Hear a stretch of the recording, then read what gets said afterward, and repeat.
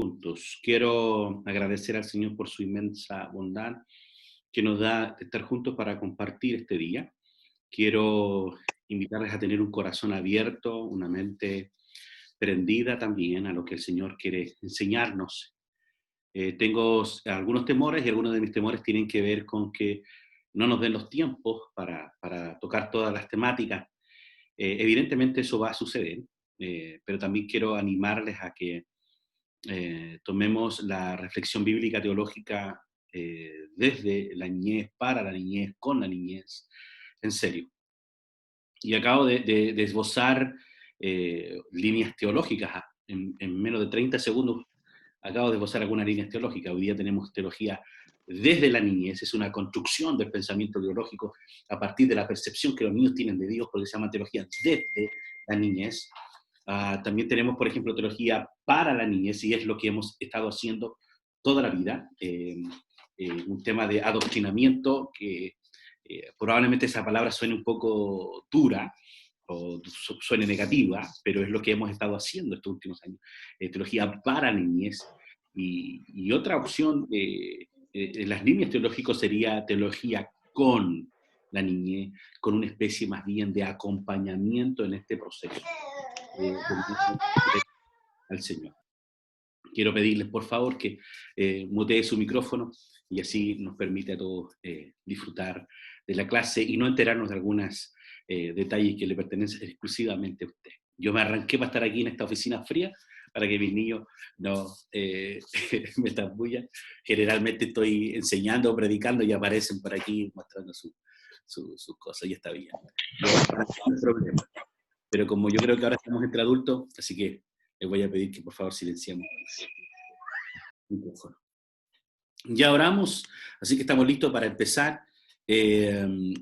Si el doctor Luis me habilita para compartir pantalla, yo voy directo a compartir hoy día desde donde quedamos la semana pasada y poder compartir con ustedes lo que hoy día tenemos para entregar, por la gracia del Señor.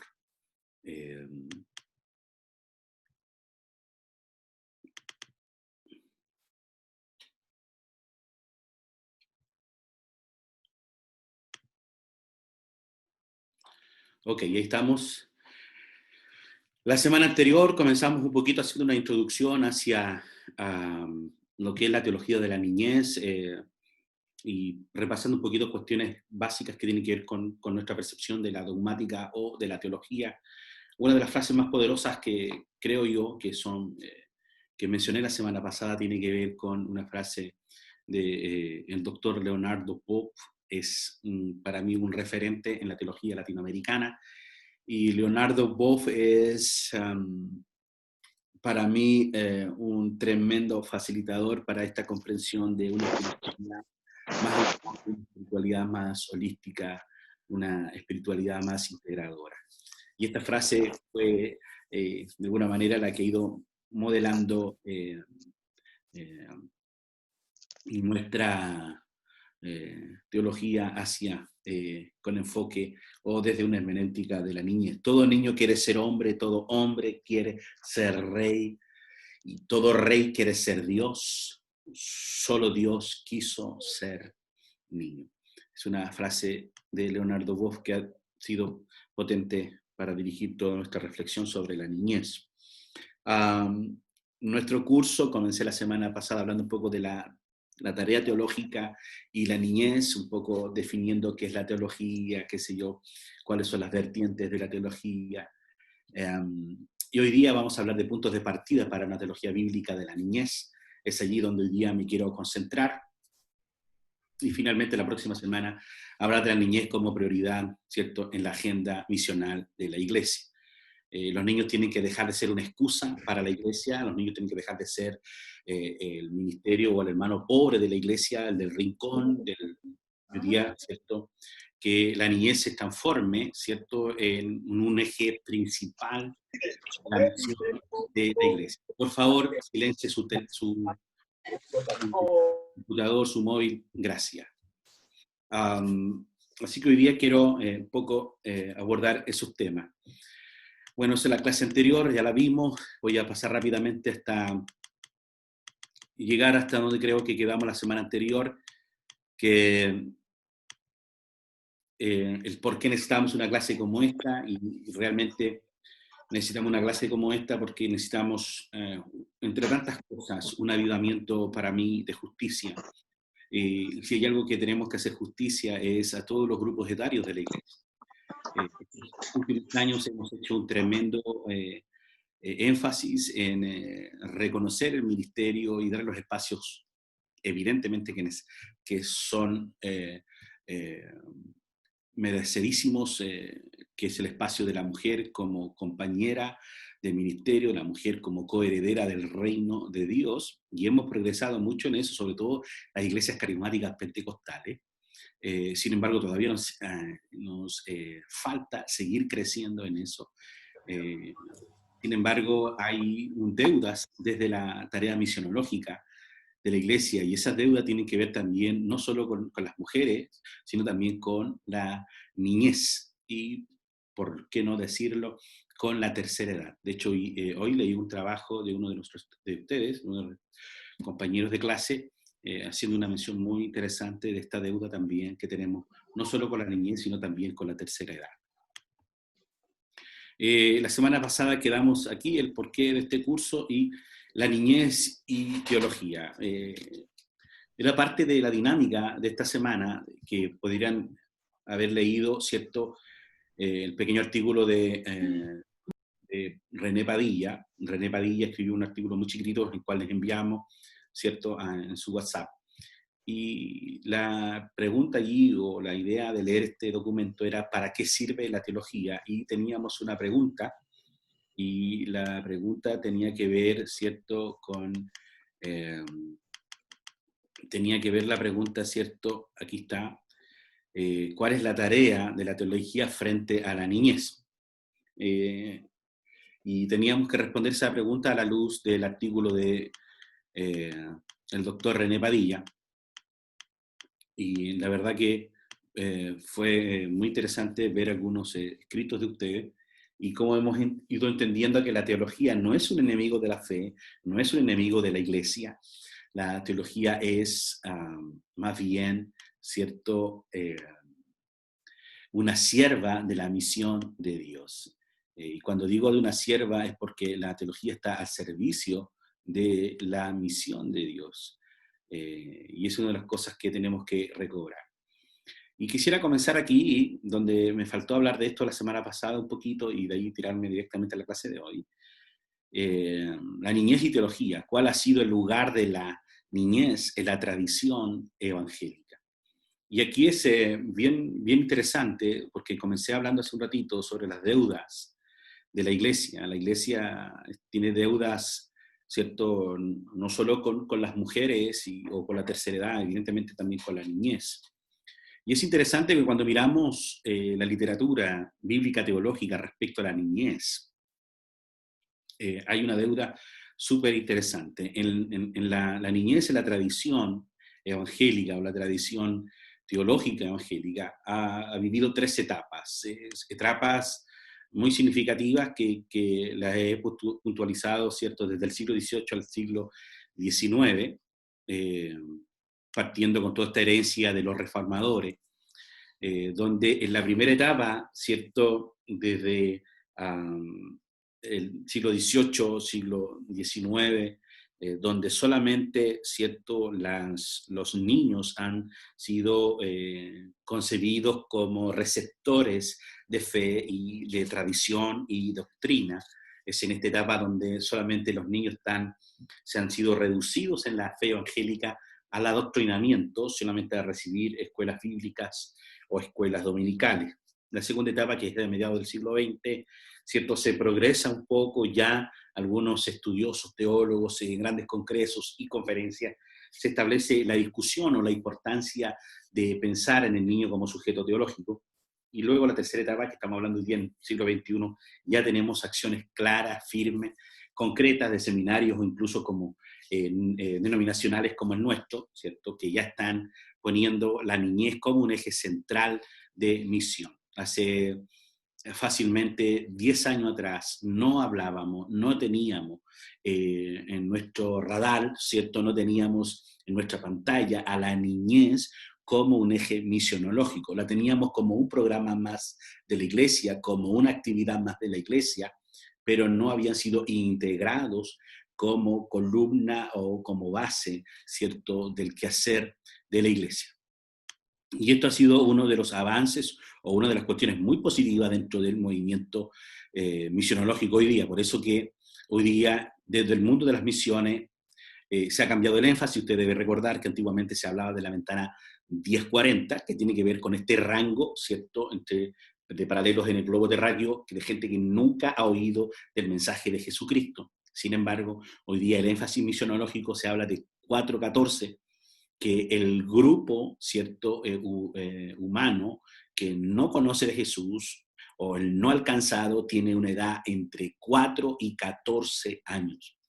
Es decir, que eso cambió el eje y énfasis misionológico. Ya no hay que ir al otro lado del mundo o al extremo del mundo para hacer la misión de Dios, sino que la misión de Dios se atomizó de alguna manera, ¿cierto? Y está en nuestra propia casa.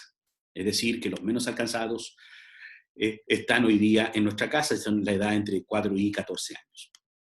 Entonces, para puntualizar un poco, la primera etapa, ¿cierto?, de la niñez en la teología evangélica que va del siglo XVIII, siglo XIX, un poco tomando de esta herencia de los reformadores del siglo XVI, la niñez solo es un receptor de fe, hay escuelas dominicales o escuelas bíblicas, y el énfasis solamente tiene que ver con el tema de adoctrinamiento, de enseñar la fe a los niños, pero no entendiendo el niño como un actor principal de la sociedad, ni entenderlo al niño como un actor principal de la adoración, del culto, o también como un niño como eje, ¿cierto?, de misión.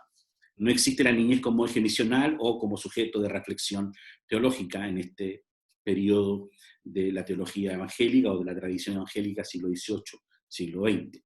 No es la niñez un campo de trabajo específico de la misión, lo que tenemos son prácticas pastorales alrededor de la niñez, y probablemente alguno que sea mayor entre nosotros, ¿cierto?, puede decir que es cierto, la niñez siempre ha sido tomada, ¿cierto?, solamente como funciones pastorales. No quiero usar, ser despectivo, pero a rato pareciera ser que a los niños les molestaba a algunos en la iglesia, porque toda nuestra teología era muy adultocéntrica, entonces había que sacar a los niños para que no interrumpieran el culto. Perdone que sea tan duro con eso, pero creo que estoy tratando de ser lo más práctico en decirlo. La segunda etapa, que es a mediados del siglo XX, comienza a haber una preocupación más tangible que se refleja en declaraciones de congresos y conferencias evangélicas a nivel mundial, como el CELAM de 1949, Lausana, y los claves que fueron radicales. Para mí, particularmente, el clave más significativo respecto a la cuestión de la niñez como eje misionológico es el clave 4. Clave 4 en el año 2000 en Quito, Ecuador, donde surge toda una iniciativa poderosa respecto a la preocupación evangélica protestante sobre la niñez, y fue en un seminario evangélico pentecostal. Particularmente fue en el seminario donde tuve la gracia del Señor ser maestro y vivir allí algunos años, en Semisud. Es particularmente ahí donde surge esta preocupación, voy a decir, del mundo latinoamericano. CLADE significa Congreso Latinoamericano de Evangelización, donde se pone énfasis, y de ahí surgen varios ministerios que tienen que ver Juntos por la Niñez. Había otro que se llamaba, un ministerio que se llamaba Ananías, u otros ministerios similares, empezaron a poner, ¿cierto?, a la niñez como un sujeto principal de misión y de reflexión teológica. A mediados del siglo XX, ¿cierto?, ya en la reflexión teológica la niñez está en agenda del trabajo urgente de la Iglesia, pero sigue siendo solamente una preocupación pastoral. Todavía no hemos participado como Iglesia en cuestiones de estructura que tienen que ver con levantar la voz respecto a la violencia infantil, al maltrato o, ¿cierto?, a la vulnerabilidad económica de los niños. Estamos creciendo, de hecho, estamos avanzando en eso. Mamá, o sea, ¿qué quieres hablar de nuevo? Eh, en esta tercera etapa que estamos hablando ya en la actualidad, el impacto e influencia de los movimientos sociales sobre la niñez y la toma de conciencia de las situaciones de la niñez como sujeto social de derecho ya está hoy día como mucho más robusto, es un tema de agenda no solamente eclesiológico, evidentemente de toda la sociedad.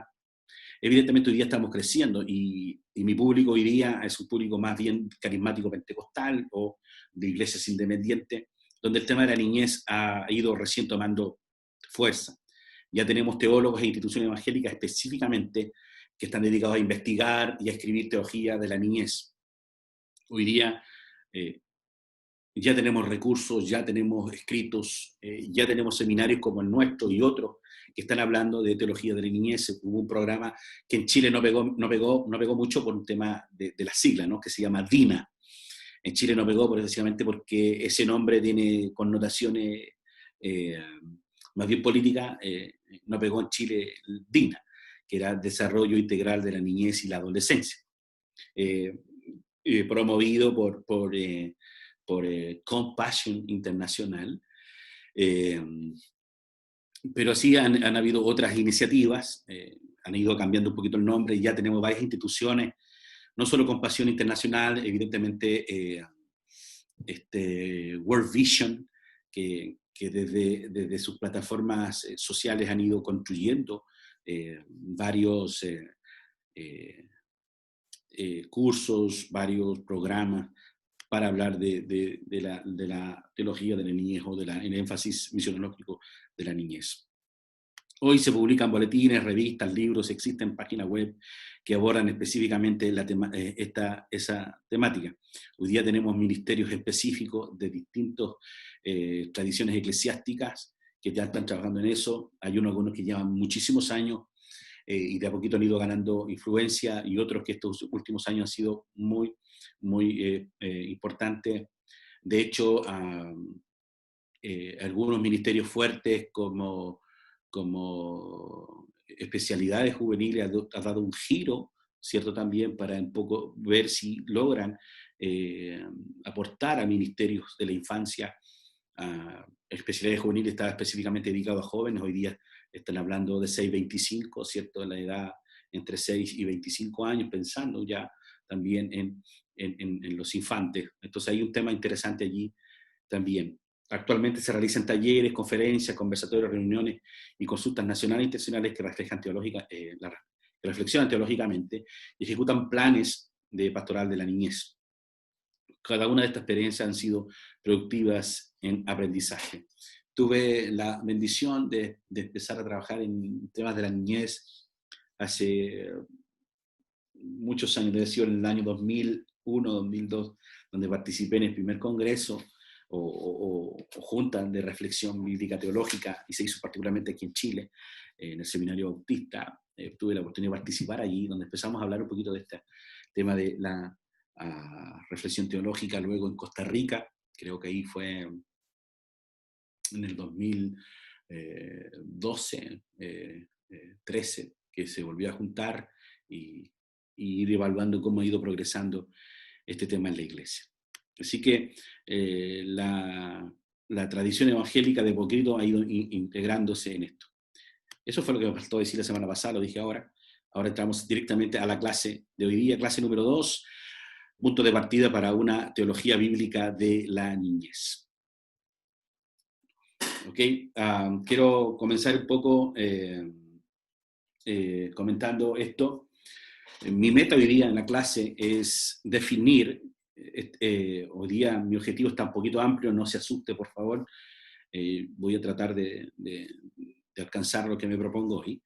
Mi meta hoy es definir, cuando digo definir, puntualizar qué es teología bíblica, lo dije la semana pasada, pero hoy día voy a repasar un poquito, definir qué es teología bíblica, quiero compartir algunas claves hermenéuticas, no es una clase de hermenéutica, pero quiero compartir algunas claves que yo uso para hacer mis enseñanzas bíblicas, que yo uso para hacer mis mensajes, mis sermones. Quiero compartirles 5 claves hermenéuticas que yo uso para aproximarme al texto. Y luego quiero compartir algunos ejes bíblicos para una construcción de la teología de la niñez. quiero decirles que la documentación bíblica respecto a la niñez en la Biblia es extraordinaria. La Biblia tiene contenido sobre la niñez tremendo. El problema es que hay poquísima teología hecha a partir de allí. De hecho, hay hechos de violencia en la Biblia hacia la niñez que requieren una revisión. Y se requiere desde allí una construcción de cómo prevenir, qué dice Dios, cómo lo ve Dios. Es un autor muy interesante. Entonces hoy día quiero proponer algunos ejes. No prometo trabajarlos todos o desarrollarlos todos, pero quiero ir puntualizando algunos por una cuestión de tiempo. Lo que sí les prometo es la próxima semana, yo voy a tener en físico aquí, gracias a Dios estoy recuperando mis libros de teología de la niñez, se los presté a una misionera australiana que se fue, iba a volver y no ha podido entrar al país por causa de la pandemia, pero conseguí que su compañera de departamento me pueda entregar. Entonces voy a mostrarle físicamente a ustedes, mire, tengo esta literatura para que ustedes puedan ir buscando después. Entonces hoy día quiero abordar básicamente definir teología bíblica, algunas claves hermenéuticas y por último algunos ejes bíblicos para la teología, la construcción de una teología de la niñez que hoy día todavía está en eso en desarrollo. A priori quiero confesarles que hay algunos autores para mí que son referentes, entre ellos Edesio Sánchez, lo mencioné creo que la semana pasada, él es un gran biblista, Edesio es mexicano, hay otro gran escritor, él es más bien un teólogo, más que biblista es un teólogo, pero es un muy buen teólogo de la misión integral, un tipo con una capacidad extraordinaria, se llama Harold Segura, googleenlo a Harold. Harold es hoy día coordinador de encuentros ecuménicos para la World Vision. Y hay otro escritor argentino, él es joven, pero su lectura es más bien desde las ciencias sociales y un poco desde la teología, que él se llama Nicolás Panotto. También es un tipo bastante joven, pero que es también un referente en sus escritos sobre el tema de la niñez. Y hay otros libros más viejitos que los puedo recomendar después. No sé, hay un libro de Wilfredo Calderón que se llama La escuela dominical no ha pasado de moda, que también, si logro estos días, un poco mostrárselos para que puedan verlo. ¿Ok? Cuando hablo de puntos de partida para lo que llamamos una teología bíblica, de alguna manera es ir viendo dónde está situado el texto. Traje mi Biblia. Aquí tengo la Biblia, la más viejita que tengo, pero la traje esta porque hay que leerla. Y la verdad es que nosotros a veces estamos luchando por tratar de entender el texto. El círculo hermenéutico, ¿cierto? De poder llegar a interpretar el texto, entender el texto. Hay que entender que dentro de este proceso, en el último nivel, nos encontramos el lector. Sin embargo, tenemos varios niveles para llegar recién a entender lo que el texto está transmitiendo. Tenemos en primer lugar el acontecimiento. Tenemos el acontecimiento, ¿cierto? Y ese acontecimiento, luego, cuando alguien empieza a hablar de lo que ocurrió, de lo que ha sucedido, se transforma en lo que es tradición oral. Finalmente tenemos, ¿cierto?, una relectura de esa tradición oral o una interpretación de esa tradición oral, que es la tradición escrita, el texto, esto que yo tengo aquí, el texto, y luego aparezco yo o aparece usted tratando de entender el texto. Lo voy a explicar con otro dibujito, más o menos así.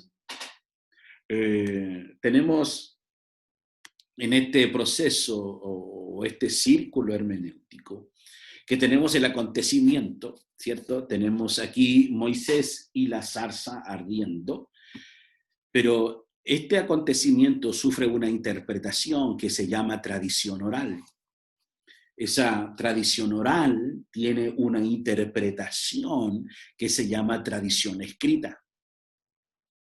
Y esa tradición escrita, ¿cierto? Que es la Biblia, que tengo ahí el dibujito, está el lector, estoy yo y está usted, o usted y yo, tratando de encontrar sentido a lo que ese texto está diciendo.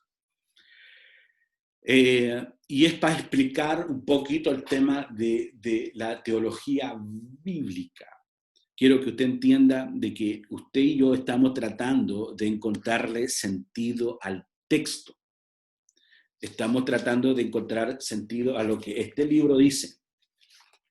Pero este libro, como tradición escrita, ya es la interpretación, ya pasó por un filtro interpretativo, hermenéutico, que es la tradición oral. Por favor, no me eche al infierno ni rasgue su vestidura. Pero para mí, Moisés no escribió nada. Para mí. Yo sé que cuando usted le enseñar y usted cree que Moisés escribió los 5 primeros libros de la Biblia. Yo sé, tradicionalmente eso es lo que se enseña. Yo no voy a discutir eso en este minuto porque no es parte de la clase. Nadie podría haber escrito de su propia muerte. Voy a dejar ese punto ahí y nada más. ¿Ya? Entonces, Moisés dice la tradición que escribió los 5 libros de la Biblia. Pero la realidad es que no es así porque los libros se escribieron o aparecen en la época de David o Salomón como texto. Según la ciencia bíblica, hay al menos 4 tradiciones que elaboraron el texto bíblico, desarrollaron el texto bíblico, y estas tradiciones se llaman tradición eloísta, yavista, sacerdotal y deuteronomista. Y que estas tradiciones conformaron lo que nosotros conocemos hoy en día el Antiguo Testamento. Entonces quiero, como información, solamente esto. Tenemos el acontecimiento, tenemos el acto la experiencia de Moisés y su zarza. Y probablemente esto lo contó a su familia, a sus hijos, y es por ello que cuando llega la tradición escrita, ellos dicen, esto es la ley de Moisés, esto es lo que Moisés contó. Pero eso ya tiene una interpretación, es como el cuento cuando tú te pones en una fila y le cuentas a uno algo, y cuando llega al final, se ha desvirtuado probablemente todo el mensaje. Con eso no quiero subjetivizar diciendo que la Biblia no dice verdad. Para mí la Biblia es y contiene palabra de Dios, pero tiene que usted entender también que en este proceso, para mí, y ahí es donde yo descanso, ha sido también el Espíritu de Dios guiando este proceso. Pero estamos hoy día usted y yo tratando de encontrar sentido a lo que el texto dice. No hay que desconocer entonces que probablemente todo lo que hoy día nosotros leemos en el texto también es un milagro de Dios, que haya sido conservado. Pero ya tenemos una tradición oral que ha sido interpretada y se convierte en tradición escrita, que también es interpretada a la hora que usted y yo tratamos de buscarle sentido. Buscamos sentido en el texto, pero el texto trata de hacer justicia a la tradición oral y la tradición oral trata de hacer justicia al acontecimiento. Como yo soy pentecostal y aquí me ahorro todo el problema, y no es que el Espíritu Santo sea un atajo, pero como yo soy pentecostal y aquí me ahorro todo el problema, el mismo Espíritu que inspiró, que iluminó y guió a los escritores en ese desarrollo, también nos guía y nos orienta hacia la verdad.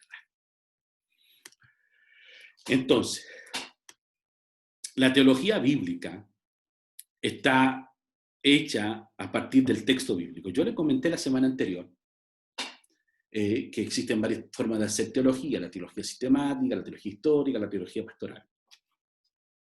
Pero existe la teología bíblica, es esa teología que se hace a partir del texto.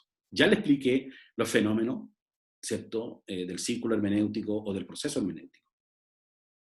Pero hoy día usted y yo nos enfrentamos al texto.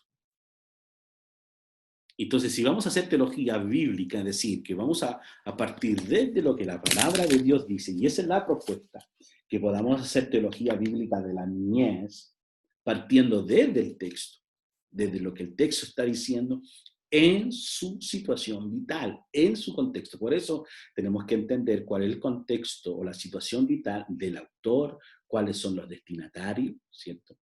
Y ahí nosotros empezamos a ver cuestiones básicas que tienen que ver con la ocasión, con la oportunidad. A eso le llamamos contexto. ¿Me sigue? Desde allí aparece el lector, desde allí yo trato de entender.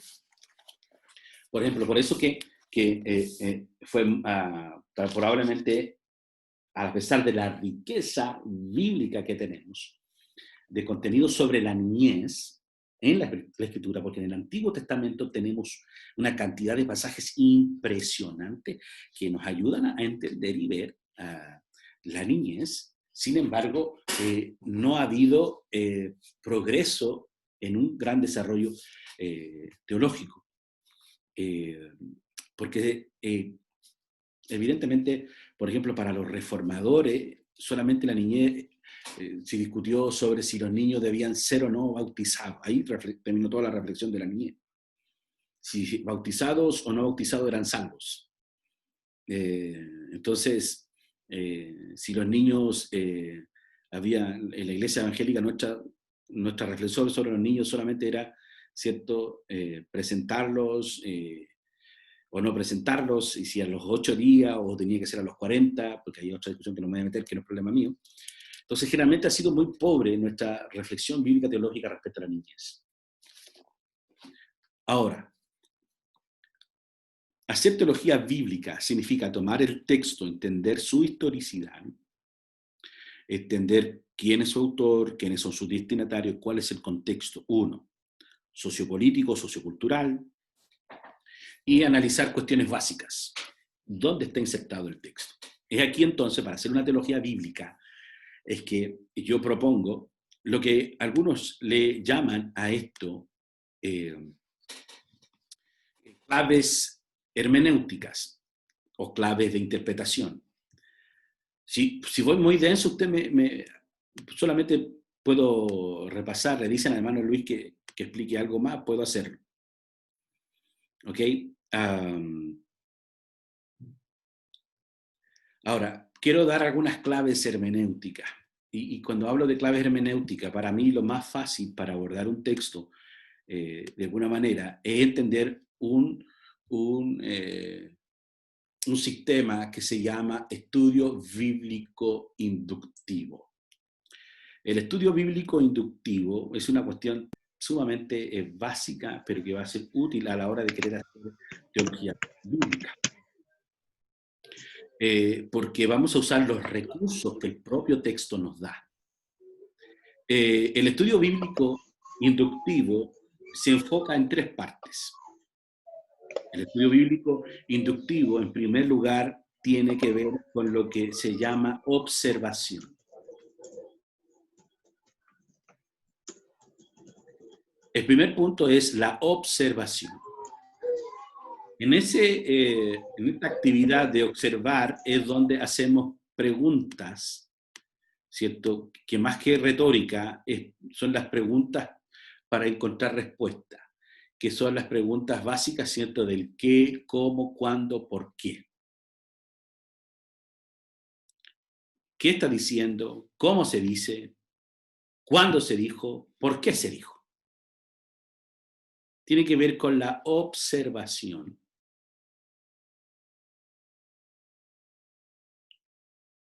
Es cuando, por ejemplo, leemos el texto para entender también, ¿cierto?, los detalles del texto que tienen que ver con palabras que se repiten, o tiene que ver con énfasis u oraciones que se dicen en forma doble o triple. Por ejemplo, la Biblia tiene muchas ocasiones en que se usan dobletes. Se dicen las cosas, eso se llama pleonasmo o redundancia. Se vuelve a decir las cosas una y otra vez. Okay. Entonces, en el estudio inductivo, el primer paso es observación.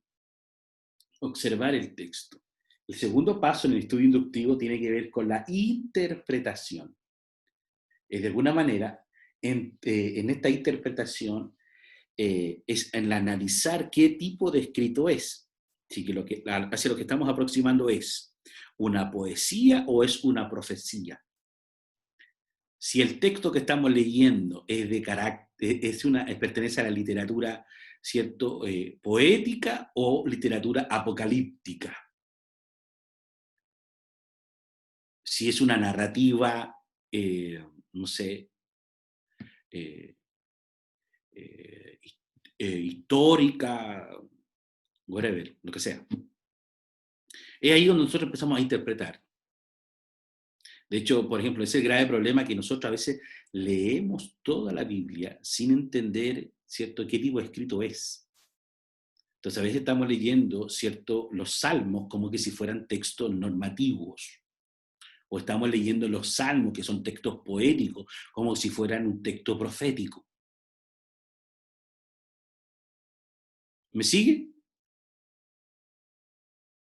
Antes de ponerme a decir las pautas bíblicas para una teología de la niñez, tengo que hacer estas observaciones, y probablemente algunos de ustedes ya han pasado por este tipo de curso, pero tengo que hacerlo, porque a rato, cuestiones que son sumamente obvias para nosotros, a rato la gente no es tan obvio y lo pasa por alto. O sea, por eso que hoy día tenemos un montón de gente, ¿cierto?,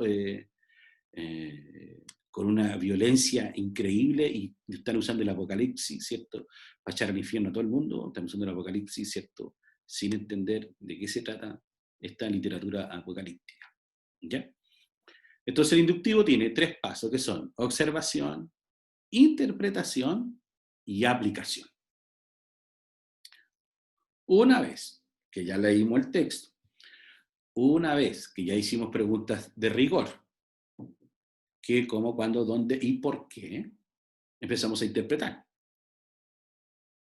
¿Cuál es el significado? ¿Qué quiso decir? Y finalmente, la pregunta de caja, ¿cierto? ¿Para qué sirve? ¿Cómo aplico esto?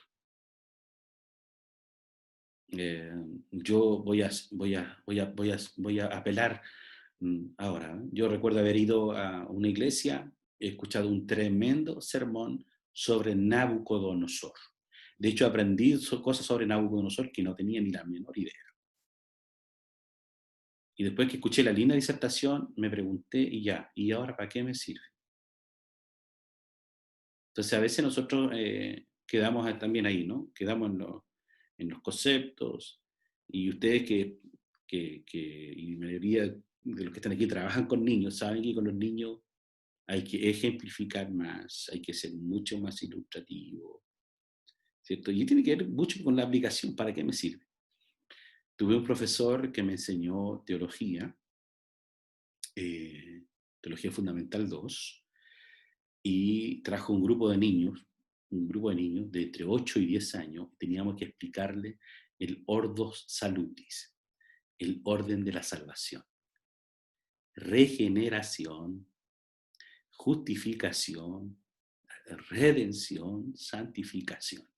Explicárselo a unos niños, yo no sabía cómo hacer eso. De hecho, recuerdo que el profesor se rió y dijo, bueno, de eso se trata. ¿Cómo podemos explicar las cosas complicadas en forma sencilla? Aplicación.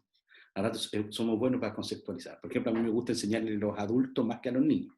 ¿Por qué? Porque al adulto tú le das un concepto. A un niño tú tienes que darle ejemplos. ¿Me explico bien? ¿Sí? Ok. En esta propuesta de inductivo, yo tengo un trabajo personal, si usted puede usarlo o no, pero es una propuesta para usted, que es un inductivo de 5 pasos. Cualquier pasaje bíblico, usted puede tomar cualquier pasaje bíblico, el que usted quiera. Y lo primero que va a hacer, evidentemente, con ese pasaje bíblico es obtener la información. Cuando usted se acerca a un texto bíblico, cualquiera,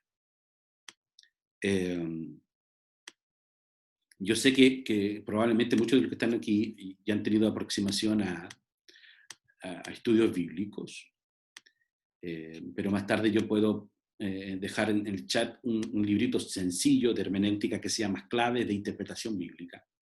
Al menos le pediría yo que usted leyera los 4 primeros capítulos, que son cortitos. Es Clave de Interpretación Bíblica de Tomás de la Fuente. Es un libro muy, muy viejito, pero tiene la virtud de que hace las cosas complicadas sencillas. Este libro de Tomás de la Fuente es muy accesible, de un lenguaje muy sencillo. En este libro, el autor, al menos en los primeros 4 capítulos, enseña cuestiones muy básicas. Primero, leer bien o leer con cuidado. Claro, nosotros decimos, claro, sí. Bueno, el problema es que nosotros leemos como escuchamos. Y si escuchamos mal, leemos mal. De hecho, muchos de nosotros leemos la Biblia como las hemos escuchado. Yo estoy seguro que si digo un par de textos bíblicos, usted me va a decir, sí, así dice. No, la Biblia no dice así. Porque es que leemos la Biblia como la hemos escuchado. Porque la Biblia no dice que la fe viene por el oír y el oír la palabra de Dios.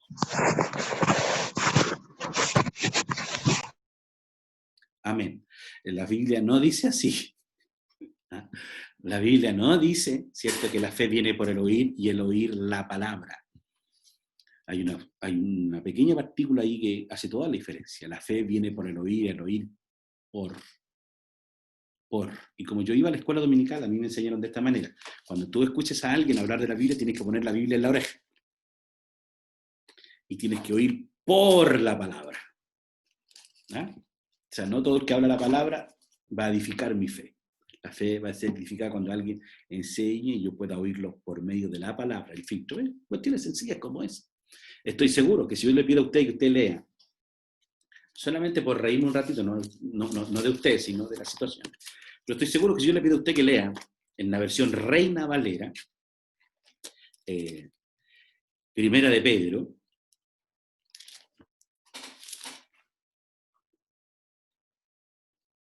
Primera de Pedro, capítulo 1, versículo 2.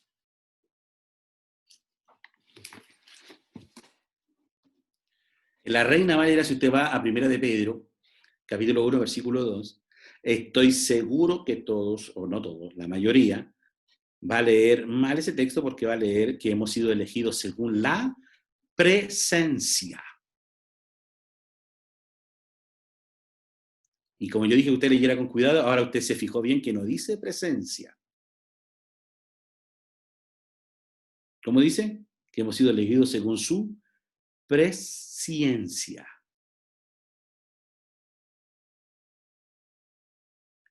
Ahora todos van a andar haciendo ese jueguito con los hermanos de la iglesia. Estoy seguro que van a hacer eso. ¿Ah? Entonces, por ejemplo, son detalles tan básicos como eso. Por ejemplo, hay otro texto que generalmente lo uso, ¿cierto?, con la gente que tiene que ver con 1 Corintios capítulo 4, versículo 1. También, la gente va y lee el texto, ¿cierto?, y lo lee mal. Por favor, ahora usted lo va a ir, lo va a leer y lo va a leer bien, porque el pastor dijo que había que leerlo bien. Entonces, por ejemplo, en este librito de Tomás de la Fuente, una de las cosas que enseña es a leerlo bien. Téngannos, dice, no dice tengamos. Y hay un montón de textos. Por ejemplo, hay un texto muy conocido. Este ustedes se lo saben, San Juan capítulo 14, versículo 6.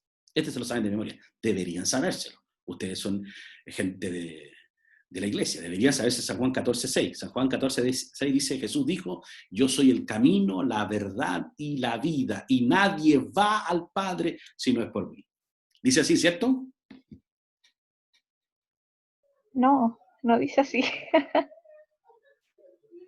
¿Cómo dice? Viene al Padre. Así es. Nadie viene al Padre. Y solamente una cuestión obvia, tal vez hasta burda, pero nosotros citamos y leemos mal la Biblia porque es como la escuchamos. Ok, clave hermenéutica. Lea bien, reúna la información correcta.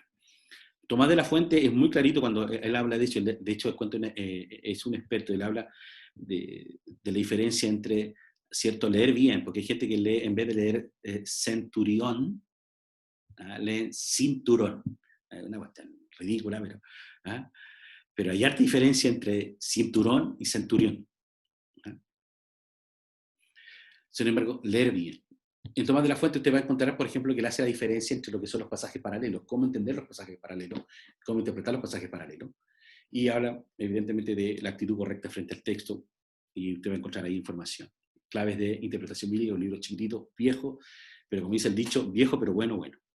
¿Okay? Ok. Claves para la hermenéutica, para una sencilla interpretación del texto. En primer lugar, información. Reúna toda la información. Si usted va a tomar el texto bíblico, reúna toda la información posible. Y tiene, ahí, en la primera parte respondemos la pregunta es, ¿qué pasó? ¿Qué pasó? ¿Qué está diciendo esta narrativa, esta perícopa que estamos leyendo? ¿Qué está diciendo? Entonces, el primer paso es reunir toda la información, saber qué pasó. Por ejemplo, yo generalmente uso de mi historia favorita, que ustedes las conocen bien, que es una historia única en Lucas. Ustedes la conocen, Lucas capítulo 15. Si no han leído Lucas capítulo 15, les voy a mandar a leer Lucas 15. Me imagino yo que ustedes deben saber lo que dice Lucas 15. ¿Ah? La historia del pródigo.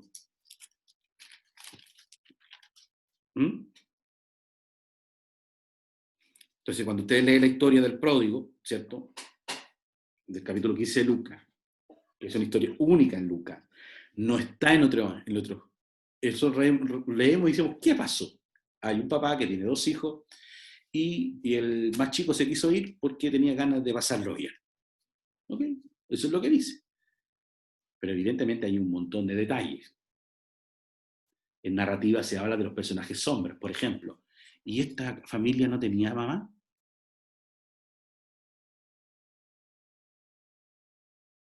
Si hay un padre y hay hijo, ¿tiene que haber mamá? ¿Y qué pasó con la mamá? Porque en muchas partes de la Biblia solamente se mencionan a los hombres. Bueno, no sé quién dijo eso, pero evidentemente la mujer es tomada como una ciudadana de segunda clase. Yo no creo eso, no voy a decir que yo dije eso. No puedo decir eso. Ajá. Entonces, pero sin embargo, interesante. Para que haya hijos tiene que haber mamá. Y uno se tiene que hacer preguntas obvias. ¿Y qué pasó con la mamá de esa historia? ¿Se murió? Pregunta también apunta a lo que los niños te dicen en clase, porque muchas veces los niños te cuestionan y dicen, profesora, la Biblia es muy machista, casi nunca comentan cuántas mujeres habían. En muchos pasajes ahí dicen, sin contar las mujeres y los niños. Entonces, la Biblia es machista, ¿entiendes? Gracias, hermana. Y usted está hablando desde las penumbras, la perdono por eso, pero Dios la bendiga, es cierto. Qué bueno. Hacernos preguntas, ok. Primera clave hermenéutica, la información, reúna la información, lea qué pasó, qué sucede. Y ahí uno empieza a ver cositas interesantes. La segunda cosa que usted puede hacer allí, la segunda cosa que tiene que hacer es el contexto. Usted en la primera parte solo tiene la información. Usted tiene que tener claro qué pasó, qué dice la historia. La segunda parte es donde usted pregunta cómo eran las cosas. Si vamos a usar el texto bíblico para formar teología, si vamos a usar el texto bíblico para hacer reflexión teológica a partir del texto, tengo que saber qué pasó, pero en segundo lugar tengo que también entender el contexto, es donde yo observo los detalles, y es ahí donde yo voy al diccionario bíblico, es ahí donde yo voy a San Google, ¿cierto? De ahí es donde yo voy a preguntar, ¿cierto?, a los expertos, qué dice el análisis filológico del texto, whatever, lo que sea. Pero primero yo tengo que informarme, saber qué pasó. Segundo, ¿cierto? Hago un análisis del contexto, veo los detalles. Evidentemente, por ejemplo, en la historia del hijo pródigo, detalles. ¿Qué significa que en esa casa no haya mamá? Eso es un muy buen detalle. Segundo detalle, ¿por qué el hijo pide herencias? O sea, ¿por qué sucede eso? Detalles. Estoy pensando en otra historia. Por ejemplo, si usted da vuelta a la hoja de Lucas, Lucas tiene otra historia exclusiva. Otra historia exclusiva de Lucas es Lucas 19, por ejemplo. En Lucas 19 usted tiene que saberlo. Si usted trabaja con niños, usted es imposible que no sepa qué dice Lucas 19. Si no sabe, se la canto. Era Zaqueo, un hombre chiquito que subió a un árbol para ver a Jesús que pasaba por ahí. O sea, cuando tú lees la historia de Zaqueo, que es una historia exclusiva de Lucas, tú tienes, y tú dices, ¿qué sucedió ahí? Había un hombre chiquitito, se subió a un árbol y Jesús le dijo, quiero ir a tu casa. Eso pasó. Pero los detalles, ¿quién era este hombre? ¿Cuál es su contexto? Es un hombre, ¿cierto?, adinerado, es un hombre, ¿cierto?, que es jefe, un alto directivo contable, porque era jefe ¿de quién? De los publicanos. ¿Qué significa ser publicano en la época de Jesús? ¿Qué significa que sea jefe? ¿Qué significa que sea rico? Entonces es cuando empezamos a examinar, ¿quién es un publicano? ¿Cuál es su trabajo? ¿Cuál es su conexión con Roma? ¿Cuál es su deber hacia Israel? Y uno empieza a entender la historia. Solamente un detalle. Yo estoy seguro, todos cuando leemos a Lucas 19 y leemos sobre Zaqueo, la primera idea que se nos viene a la cabeza, ¿sabe cuál es? Que Zaqueo es un ladrón, que Zaqueo es un pillo, que Zaqueo es un sinvergüenza. ¿Cierto? ¿Alguno de ustedes sabe qué significa el nombre Zaqueo?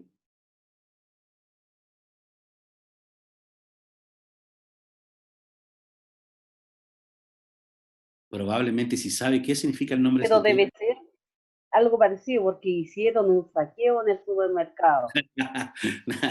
Pastor, creo que Por ahí es va la como, cosa. pastor, por lo que yo creo, o sea, por lo que sé, es inocente o algo así, como Puro, es puro, sí, eso. puro, inocente. Entonces, el problema es que nosotros tenemos un tremendo prejuicio con Zaqueo. Probablemente él era así un hombre bueno.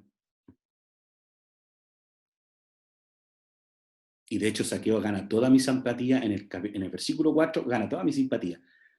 Esto no es mío, esto yo se lo escuché a un hombre y cuando se lo escuché a Edesio Sánchez se lo escuché esto, hace unos 22 o 23 años atrás.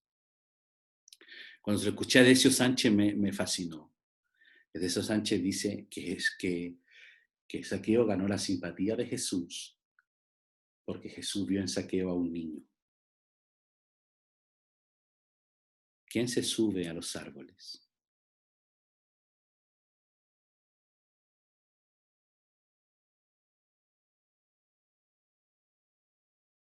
Porque si yo pienso en Zaqueo como un hombre rico, adinerado, tal vez como un empresario, cuando mira el árbol está viendo qué provecho le puede sacar al árbol. ¿Ah? Pero cuando miro a Zaqueo con ojos de niño, veo a un hombre que surge su inocencia, si lo que quería era encontrarse con Jesús. E hizo todo lo que un niño haría. No me diría riesgos, no me diría, no sé, el juicio de los demás. Es como ustedes o yo cuando le ponemos una ropa limpia a nuestro niño, lo último que queremos es que se suba arriba de un árbol, ¿no? ¿Ah? Pero a él no le importó. Entonces, seguramente Zaqueo ganó toda la simpatía de Jesús porque vio en él una actitud de niño. Contexto, vuelvo ahí, es cuando examinamos los detalles. Examinamos los detalles. Por ejemplo, en ese contexto, cuando usted mira los detalles, seguramente Zaqueo no era un ladrón ni un sinvergüenza. Y tengo esa percepción, es una interpretación mía. Tengo esa impresión porque cuando Jesús está en casa, Él dice, si a alguien yo defraudé, si a alguien yo le he hecho algo malo, yo no voy a pagar como dice la ley. La ley dice que debo devolver 2 veces. Yo le voy a dar 4 veces.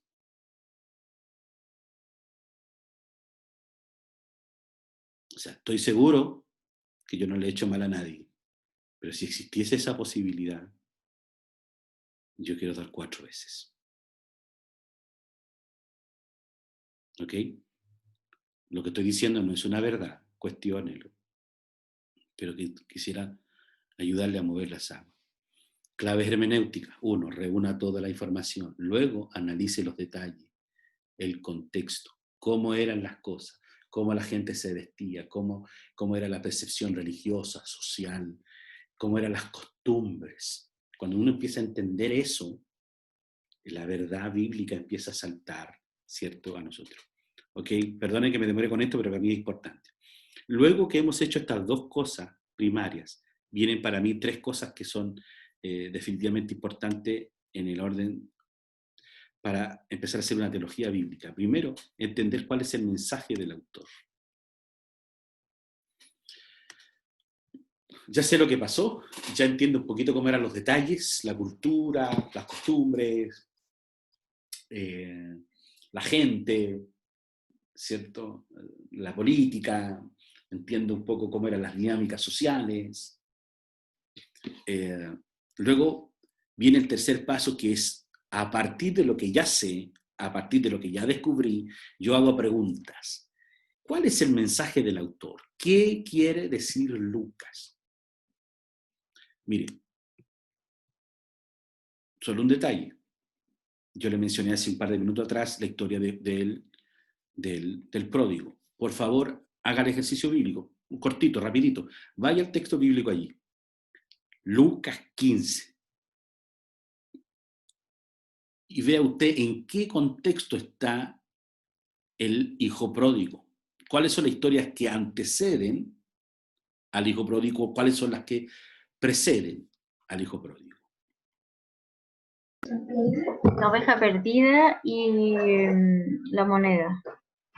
La mujer que pierde la moneda. Tenemos, ¿cierto?, la oveja, la moneda y el hijo pródigo. Y el hijo pródigo. Todos se pierden. Ok, entonces tú te preguntas aquí, ¿cuál es el mensaje del autor? ¿Qué quiere decir el autor? Y evidente, como información de contexto, tú ya sabes que el autor es Lucas. ¿Qué quiere decir Lucas con esta historia?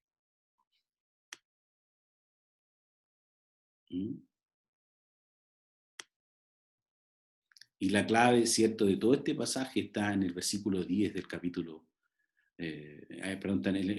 está ahí en el hecho de que Dios, en Cristo, ¿cierto?, Él viene a devolvernos la vida, que viene a encontrar todo lo que se ha perdido.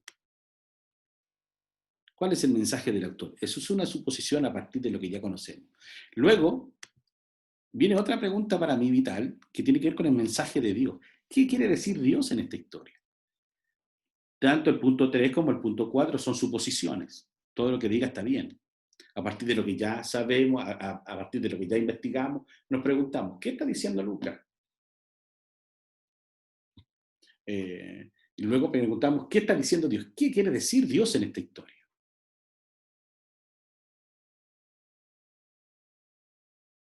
Estoy tratando de pensar en alguna otra historia que ustedes puedan conocer fácilmente. Pero la historia de Zaqueo la conocen bien. Pero, ¿qué quiere decir Lucas en esa historia? Para mí es que Dios no hace excepción de personas, en el caso de Zaqueo. Aunque los demás se excluyan, a los demás que no permitan que otros vengan a Jesús, Él está abierto para recibir a todos. Acuérdense que a Zaqueo no lo dejaban ver a Jesús, porque la gente no lo quería, era un vendepatria. Y esa es la dinámica de todo el Evangelio de Jesús, de todo el Evangelio de Lucas. Lucas es un evangelio para los pobres, Lucas es un evangelio para los despreciados, para todos los que desechan, ¿cierto? Lucas está hablando todo el tiempo de eso, de Jesús amigable, cercano, de un Jesús fraterno, de un Jesús que va en busca de los perdidos. Ese es el contexto general de todo Lucas. ¿Y qué dice Dios en esta historia? Es otra suposición. ¿Qué dice Dios en esta historia? Que Dios ama al pecador, que Dios busca al hombre. Por último, cualquier narración bíblica, en cualquier narración bíblica, mi sugerencia, esta es una especie de estudio inductivo, lo dije al principio, es, para mí, donde surge la enseñanza o el gran, diría yo, el gran tic o el gran golpe de tu enseñanza o de tu predicación, hacer este repaso bíblico, dejar que el texto te hable, dejar que la palabra adquiera valor en ti, el mensaje del Espíritu Santo para mí, aquí y ahora. Una vez que yo investigué la información, ya sé lo que pasó, una vez que yo investigué los detalles del contexto, de la cultura, de las costumbres, de cómo eran las personas, las cosas, qué sé yo. Una vez que yo, a partir de eso, puedo hacer una suposición de lo que probablemente está diciendo Lucas o de lo que probablemente puede decir Dios en esta historia, cambia toda la dinámica cuando pregunto qué tiene que ver conmigo. Es cuando dejo que el texto me interpele.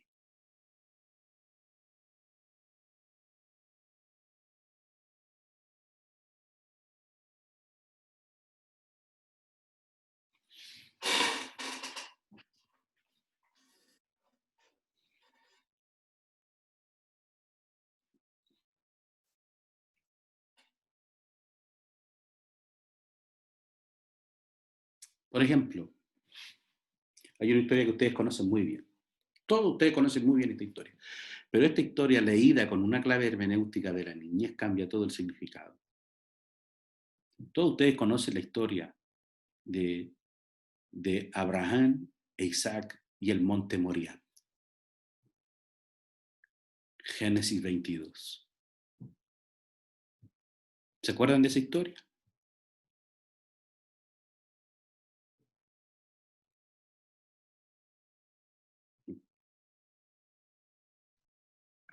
Dios le dice a Abraham, ofréceme tu hijo, sacrifícame tu hijo. Todos ustedes conocen la historia, ¿cierto?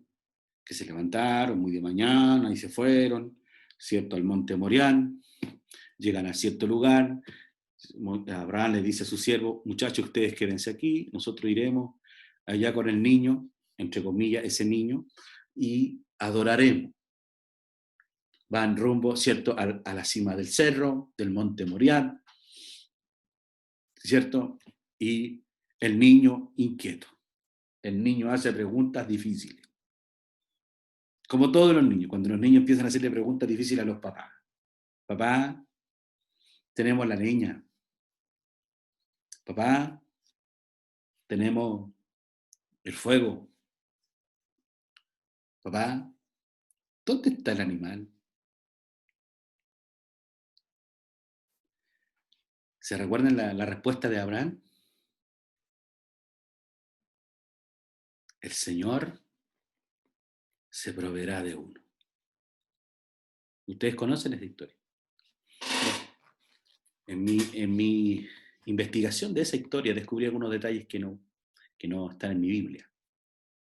Encontré en un Targum palestinense un diálogo de 3 versos que no están en la Reina Valera, ni en ninguna otra versión popular. Cuando Isaac pregunta, papá, ¿dónde está el animal para el sacrificio? Abraham contesta, Dios se ha provisto de uno. Tú eres el sacrificio.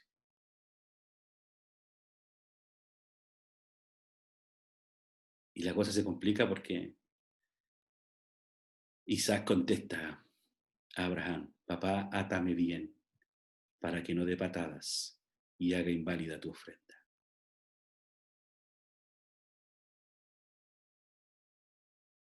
Y ahí es un símbolo de Cristo. Entregó su propia voluntad al Padre.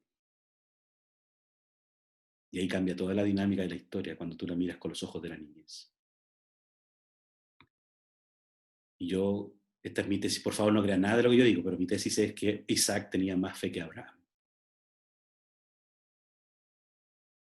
Porque le creyó a su papá, que él era el animal del sacrificio. Bueno, usted sabe el fin de la historia, ¿cierto? Dios proveyó un animal. Pero cuando tú lees cualquier historia bíblica y haces todas las preguntas de rigor y llegas al final de esta metodología que yo te estoy mostrando, que es una cuestión muy sencilla, y te preguntas cuál es el mensaje del Espíritu para mí, aquí y ahora. Para mí es fácil decirlo tal vez ahora, pero decirle, Señor, átame bien. No permitas que mi egoísmo invalide tu propósito. Aunque eso signifique lloro, aunque eso signifique quebranto. Wow, eso cambia todo. Esta es una pequeña forma de aproximarnos al texto. Quiero detener un minuto aquí. Luis, ¿puedo detenerme un minuto aquí? Sí, ¿Puedes pausar? tengo una ¿Puedes pausar pregunta. Ahí, Puedes pausar la grabación si quieres. Da todas las igual. preguntas sirven igual. Ya. Pregunta ahí, la influencia de las versiones bíblicas en todo este tema de las claves hermenéuticas. ¿Qué afecta la versión bíblica? ¿Importa una versión?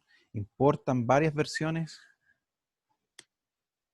Bueno, de acuerdo a lo que yo estoy hablando ahora, en reunir la información, es muy bueno tener varias versiones. Quiero que entiendan que existen dos tipos de traducciones bíblicas. En primer lugar, tenemos las traducciones textuales, es decir, que son versiones que tratan de ser fieles al original del texto, pues se llama versiones textuales. Probablemente no tiene mucho sentido a veces en nuestro idioma. Por ejemplo, hay un escritor, hay una versión muy popular que se llama la Biblia textual de Francisco La Cueva, que por ejemplo traduce las entrañas, porque para los judíos ellos tienen el sentimiento aquí en la guata, ¿ah? Para nosotros los occidentales sentimos con el corazón, ¿ah? Entonces no tiene mucho sentido. Entonces es una traducción textual. Y están las traducciones dinámicas, por ejemplo, donde no se traduce la textualidad de lo que el texto dice en sí mismo, sino la idea de lo que se quiso decir.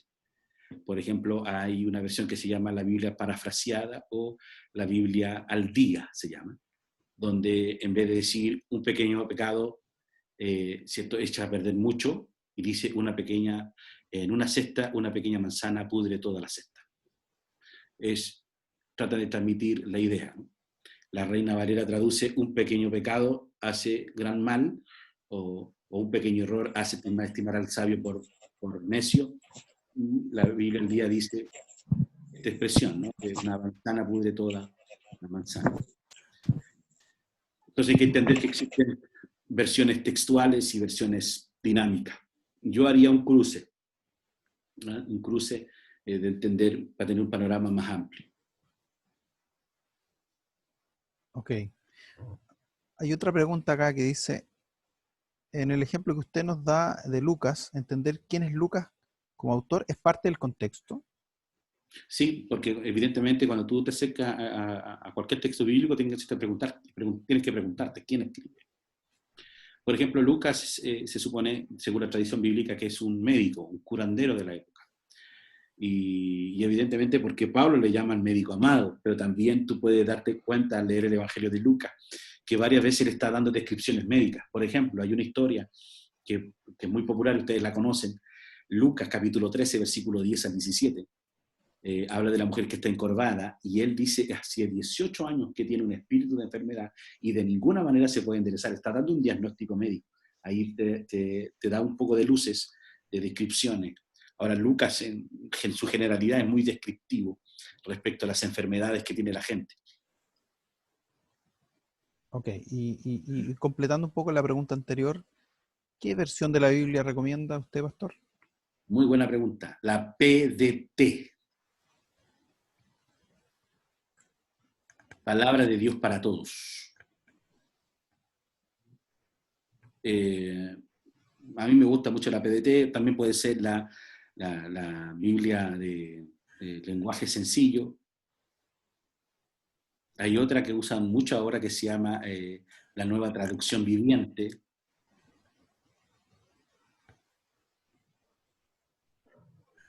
Pastor, una consulta. Habla Ariel Bergen por acá. Sí, ya te escucho. Pastor, mire, la pregunta es porque la semana pasada usted hablaba de que es muy fácil darle nuestra propia interpretación, ¿me entiende? A cualquier texto, teniendo estos 5 puntos de clave hermenéutica. Finalmente hace que el error sea mínimo, que nos equivoquemos menos. Porque otra vez, repíteme otra vez. Lo que pasa es que la semana pasada usted decía que a veces de un texto cualquier persona le puede dar cualquier interpretación. Y eso podría ocurrirnos incluso a nosotros a la hora de leer un texto. Ahora, guiándonos por estos 5 puntos, ¿el error es mínimo? ¿Realmente baja? ¿Qué porcentaje de error podríamos tener? Porque en realidad queremos darle una buena interpretación a la Biblia, un pasaje bíblico, viendo todos estos puntos, debería ser menos el error, obviamente. Sí, lo que estoy proponiendo más bien es una sugerencia más básica para abordar los temas. Porque a veces, bueno, yo entiendo que si alguno de ustedes tiene las competencias para ir a hacer un análisis filológico, ¿cierto? Para eso tú tienes que estudiar no solamente lenguas bíblicas, antropología bíblica, conocer, no sé, algo de filología, estoy pensando también en arqueología bíblica, no sé. Esos tecnicismos no los tenemos a la mano, pero sí podemos hacer un buen uso del texto que tenemos y una aproximación más sensata. Cuando digo ganar la información, tratar de entender esa interpretación, por ejemplo, hablo del contexto, del examen de los detalles, ¿cierto? Y luego suposiciones. ¿Qué quiso decir Lucas? ¿Por qué? Y observar, ¿por qué? ¿Qué quiere decir Dios? Pero para mí, como maestro, como pastor, te voy a decir también, como predicador, es muy importante la aplicación de esto. Por eso que empecé hablando un poco que este es un tipo de estudio inductivo. Claro, pastor, yo le hacía esta pregunta porque en el último punto dice mensaje del Espíritu Santo, cuando dejamos que la palabra nos empiece a hablar a nosotros. Y ahí no deja de ser preocupante, estoy hablando bien abiertamente, se supone que todos los que estamos acá en este curso, pero la interpretación puede ser para cualquiera, el Espíritu Santo le puede hablar a cualquiera, cualquier cosa, ¿me entiendes, no? Por eso mi pregunta va apuntada ahí, porque el Espíritu Santo a mí me puede decir una cosa y al de al lado le puede decir totalmente otra, y eso hace que a veces se vaya distorsionando algo tan sencillo. Lo menciono por si acaso, no sé si es tan así, por eso quería saber si esto nos acerca bastante a equivocarnos menos. Bueno, está pensada esta metodología, del hecho de que tú puedas discernir en tu lectura las figuras literarias, el hecho de analizar el contexto, al tener la información correcta, qué tipo de escrito es. Sobre el último punto, es donde para mí descansa, aunque evidentemente tiene un grado de subjetividad, pero tu discurso solamente adquiere poder cuando el texto está interpelado. Okay. Por ejemplo, cuando tú puedes compartir una verdad que se ha encarnado en ti. De hecho, por ejemplo, ¿cuál es la gran diferencia que tenía Jesús con todos los maestros de sabiduría de su época? Que cuando él enseñaba, la gente decía, este habla como quien tiene autoridad. Entonces, por ejemplo, es muy fácil que tú puedas dar un discurso abierto de cualquier tema, pero que no te conecta. Pero cuando el tema te conecta, tú dices, bueno, desde mi perspectiva, y tú lo hablas con otro valor, con otro sabor, que dice, ok, esto está conectando con mi realidad. De hecho, sería muy, muy bueno para todos ustedes que se dedican a la enseñanza o a la educación de niños, de alguna manera entender cuál es el mensaje de Dios para ustedes. Porque si no, al final nos hemos transformado solamente en buenos profesionales, ¿cierto? En dar un discurso, una enseñanza, pero que tampoco se encarne en nosotros, no se refleje desde nuestra vivencia de fe. Listo. Muchas gracias. Ojo que esto, tómenlo como sugerencia, no son verdades últimas, pero me parece a mí que era importante mencionar antes de empezar a decir, ok, váyanse a estos textos o hagan desde aquí, sino un poco hacer un ejercicio, ¿cierto?, de cómo hacerlo. ¿Más preguntas? Aproveche ahora o calle para siempre, dice el pastor, cuando va a casar a alguien.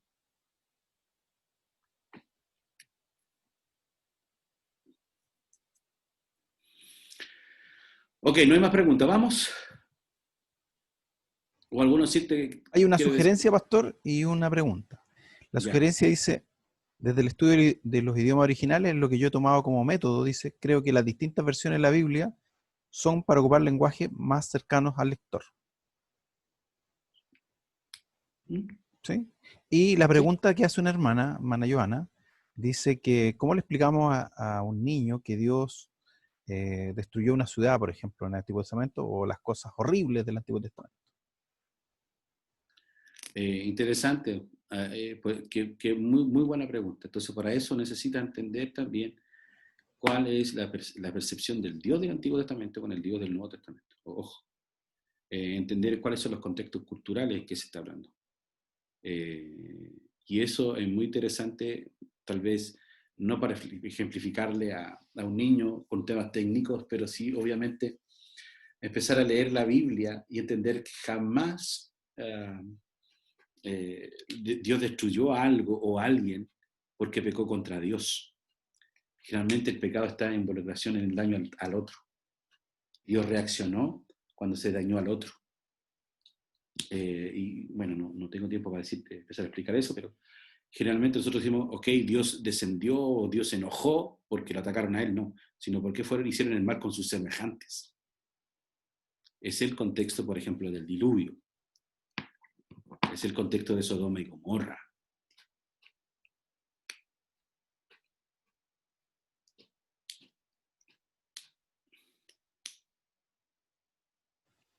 Ok, continuamos, pastor. Ok, muchachos, no se asusten, yo sé que estas dos clases probablemente han sonado más pesadas, pero es solamente el inicio. Ya van a venir las cosas que le van a gustar más, pero esto es necesario poner algunas bases. Yo quisiera ahora, en esta última parte de la clase, poner algunas pautas para la construcción de una teología bíblica de la niñez. Y lo primero es una pista bíblica, es hablar de la niñez como imagen de Dios. Dentro de la teología cristiana hemos trabajado siempre la imago Dei o la imagen del hombre como imagen de Dios. Pero no se ha ahondado en la niñez o no se ha trabajado en la niñez como imagen de Dios. Si partimos de la imago Dei, ¿cierto? De la imagen de Dios, de la niñez como imagen de Dios, la niñez como imagen del Creador, entonces todos los seres humanos gozamos de dignidad. Y una de las cosas que probablemente para usted y para mí que trabajamos próximos con los niños o con los niños, ¿cierto?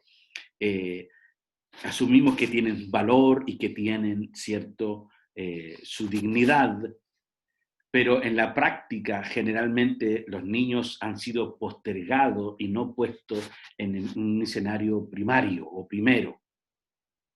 Entonces, cuando hablamos de la niñez como imagen de Dios, como imago Dei, lo que estamos diciendo es que los niños, al igual que cualquier otro ser humano de distinta edad, cualquiera ésta sea, goza de dignidad por haber sido creado y creadas a la imagen y semejanza de Dios.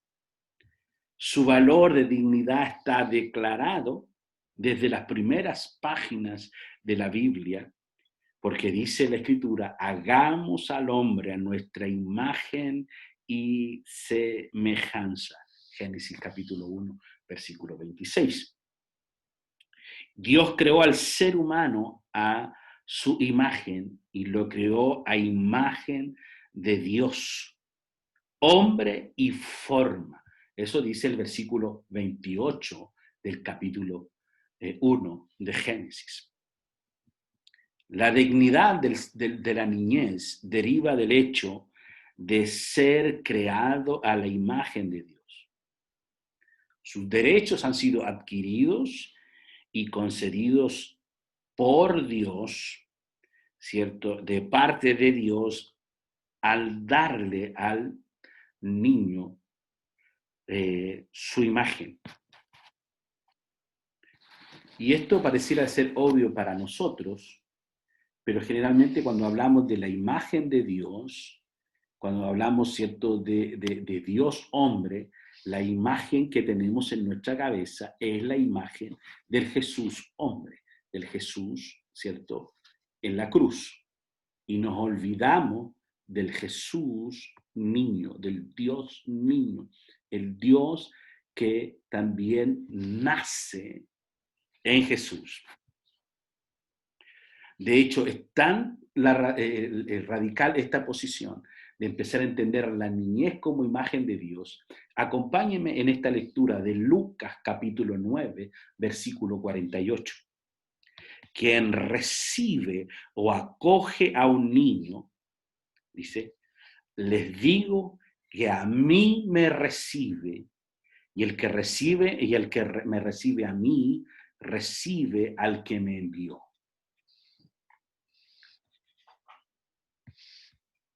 La niñez como imagen de Dios, la niñez como imago de, y está refrendada toda esta posición del hecho que Jesús dice, quien recibe o acoge o ayuda y dignifica al niño, lo hace a Dios. Y esto tiene una poderosa conexión con la misión de Dios. Te deben recordar, y aquí hay que hacer un enlace. ¿Se acuerdan cuando Jesús envía a sus discípulos? Dice, a quienes le reciban a ustedes, me están recibiendo a mí. Él en ese mismo orden le está diciendo, quien recibe al niño en mi nombre, ¿cierto? Me recibe a mí. Los niños no solo gozan de dignidad, ¿cierto? Como imagen de Dios, porque haber sido creado imagen de su creador, sino también ellos son, su dignidad goza de la gracia de Dios. En la imagen de Dios, en la imago Dei, ¿cierto? Estos también son seres dignos, ¿cierto? Porque tienen la gracia del Señor. Los hijos, dice la Escritura, que son bendición de Dios y son el medio dispuesto por el Señor para alcanzar la bendición. Salmos capítulo 127, versos 3 y 4. Dice que los niños son herencia del Señor. Los frutos del vientre son una recompensa. Dichosos los que llenan su aljaba de esta clase de flechas. Estoy hablando del Salmo 127, versículo 3 al 5. Entonces, la primera pauta para una teología bíblica de la niñez es entender la niñez como imagen de Dios. El niño y la niña son imago Dei. ¿Ah? De hecho, tenemos también muchos textos en la Escritura. Dice, Deuteronomio capítulo 28, versículo 2 al 4. Si obedeces al Señor tu Dios, todas estas bendiciones te alcanzarán y vendrán sobre ti, y te acompañará siempre. Serás bendito en la ciudad y bendito en los campos. Escucha ahora, benditos serán el fruto de tu vientre. La niñez, como imagen de Dios, es un gran punto de partida para hablar de teología bíblica de la niñez. En consecuencia, entonces, que la dignidad de la niñez se encuentra en primer lugar, que no solamente son la bendición y la gracia de Dios expresada para el ser humano, sino que Dios en sí mismo cargan la imagen de Dios. Ahora, los niños son objeto del cuidado de Dios. Acompáñenme, por favor, Salmo capítulo 68, versículo 5. Padre de los huérfanos y defensor de las viudas es Dios en su morada santa. Los niños son, ¿cierto?, objeto de cuidado y de protección, de defensa de Dios. El primero, por abogar por los niños y las niñas y proveer vida y bienestar para ellos, es Dios.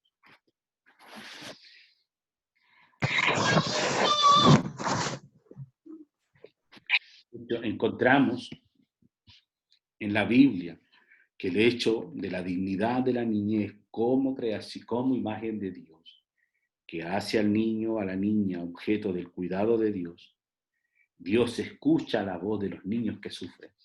Éxodo capítulo 22, versículo 22.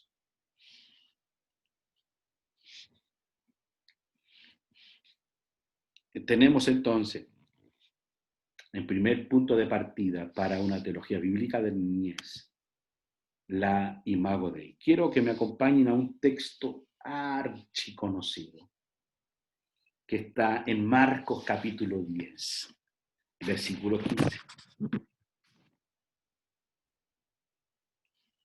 Marcos capítulo 10, versículo 15.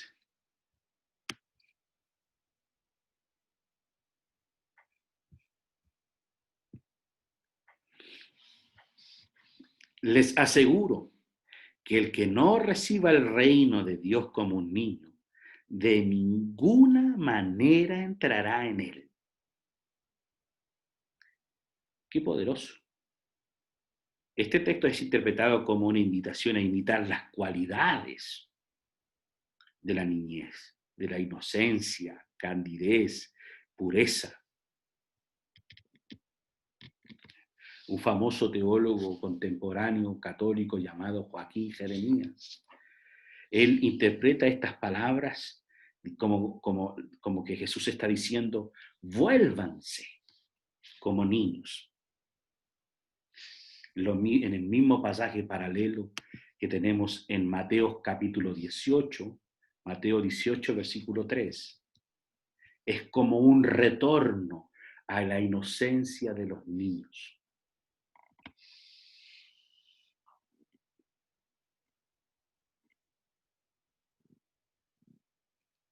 Entonces, para una teología bíblica de la niñez, no solamente estudiar todo lo que dice el contexto bíblico sobre la infancia y la niñez, sino que partir de algunos ejes.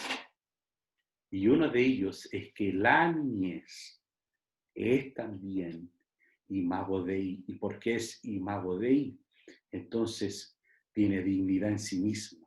No solo goza de la dignidad de Él, sino también gozan de la gracia de Dios, porque son bendición de Dios para la familia o para el ser humano, sino que también son objetos del cuidado y la protección de Dios, porque simbolizan, porque representan, ¿cierto?, las cualidades necesarias para heredar el reino de Dios.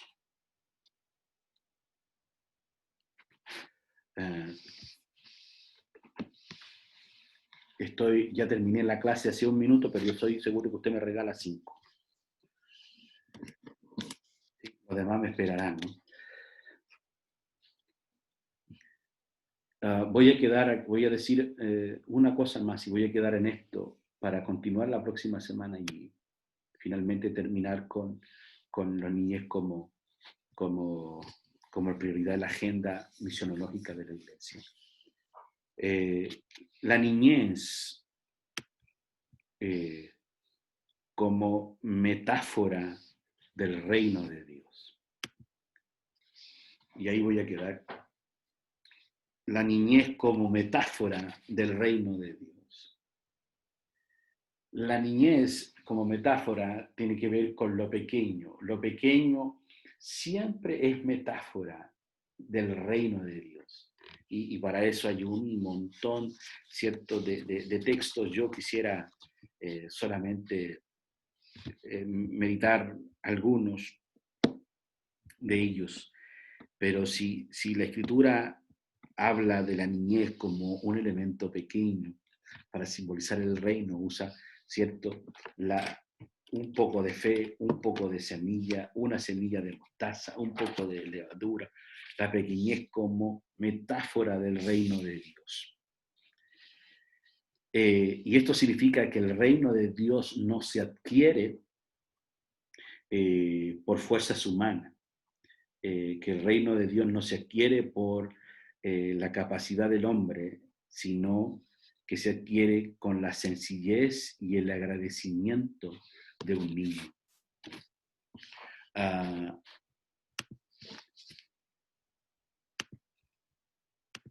La niñez como metáfora del reino de Dios, ¿cierto? Nos invita a pensar bíblica y teológicamente que es la niñez el marco de referencia para la vida cristiana saludable. Es por ello que el famoso discurso de Jesús en Juan, ¿cierto? Capítulo 3, Nicodemo, debes nacer de nuevo, debes ser como un niño. En Marcos 10 Jesús nos dice que los niños son la medida para ingresar al cielo. El reino de los cielos es de los niños. Entonces, ¿cómo un adulto puede hacerse ciudadano del reino de Dios? Haciéndose niño. Debemos mirar las enseñanzas de la Biblia desde la perspectiva de un niño. Y voy a quedar allí porque necesito más tiempo para explicar al menos 2 conceptos más de la niñez como metáfora del reino de Dios. Voy a continuar la próxima semana y voy a adelantarles un poquito para que lo que vamos a ver, el Dios que juega, Dios como madre, no se asusten, por favor, no me echen al infierno, déjenme dar mi clase primero. ¿Cierto? Dios pequeño, el Dios que se hace vulnerable, el Dios tierno, y la niñez como seres en formación que representan o muestran la vida del creyente. Hermano, ha sido para mí una bendición hoy estar con ustedes. Así que gracias por este tiempo. Dios mediante, el próximo día, miércoles. Antes de finalizar, pastor, saber si hay alguna duda, inquietud, consulta.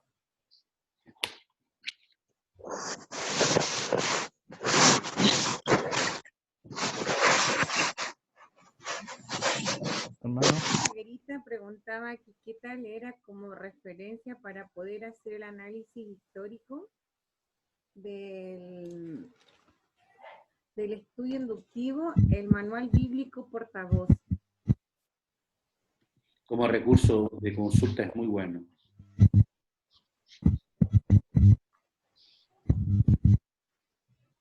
Todo recurso que te venga para aproximarse a un análisis meramente histórico, gramatical es bueno. El auxiliar bíblico da muy buena información. Por lo menos es un libro de referencia, es un libro para consultar.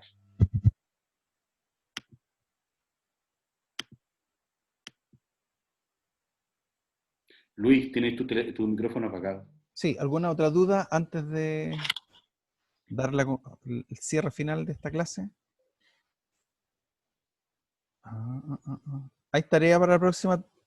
Esa es la pregunta. ¿Hay tarea para la próxima clase, pastor? Sí, voy a dejar una lectura cortita de 3 capítulos del libro de Tomás de la Fuente. Los voy a poner ahora en el WhatsApp, voy a poner el libro y voy a poner, es solamente el libro. Solo quiero que voy a dejar el libro y mi correo electrónico, que es isramir@hotmail.com. Puse ese correo porque es el correo lo dejé exclusivamente para esta clase, ya para que no tengan complicación con los otros correos. Puse ese correo. Les voy a dejar allí solamente para que lean